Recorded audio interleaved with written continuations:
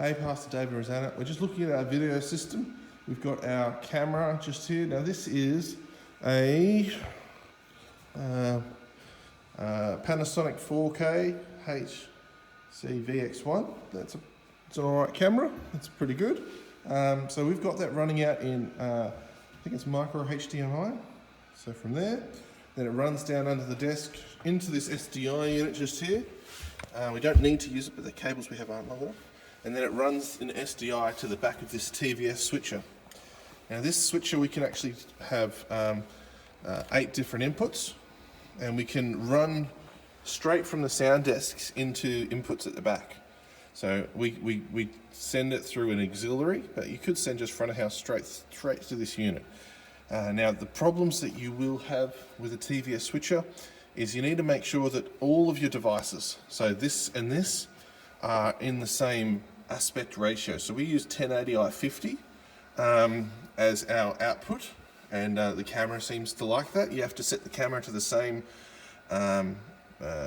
ratio, or whatever it's called, aspect ratio.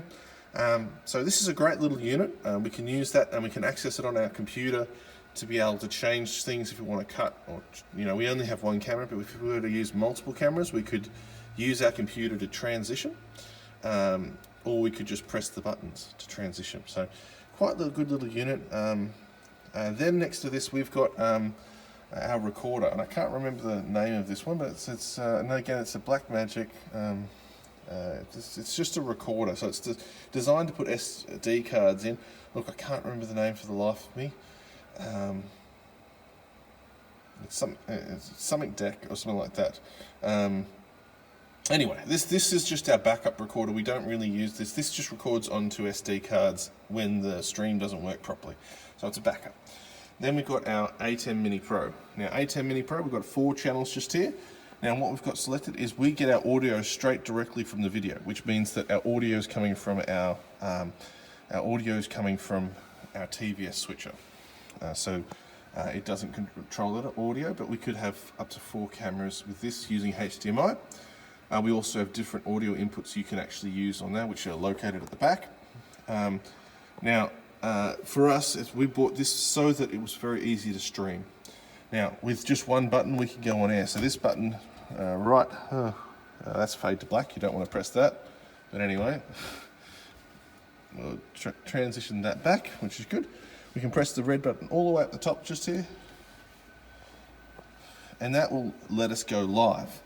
Now this means that it just streams direct to YouTube. You do have to set up a YouTube stream and schedule it, and then press that. Otherwise, it just won't work properly.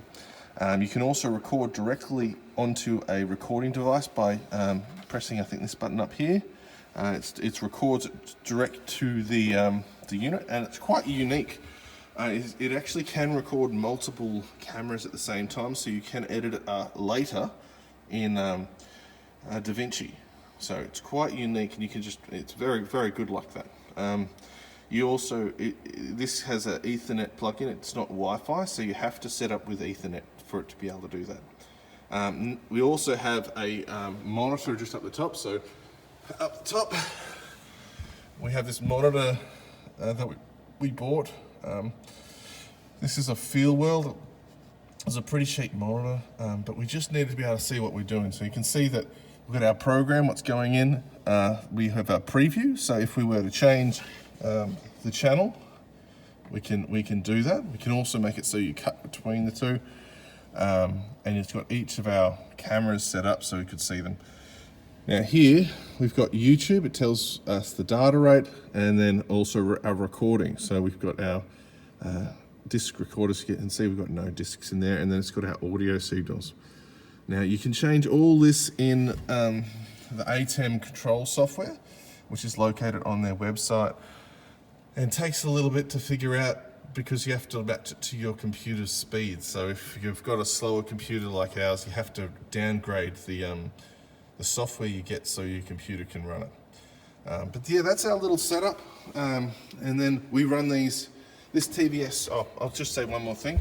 This TVS switcher runs all our TVs. So we send our service signal to these TVs in our other rooms. So we get the service with the audio, not streamed online, it comes straight from our TVS switcher to these two TVs. So that if we get lots of people who are coming in and we have a church that is over full, we can have the message being portrayed all around the building. And the idea is when we get bigger and we need another room, we can just open up the back room and we can have 100 people fill this church, or 150 if we get it, and then we can start looking for a new building. But anyway, God bless you. I just thought I'd just give you a quick show of what we do here and how the video systems run. Have a great day. Bye.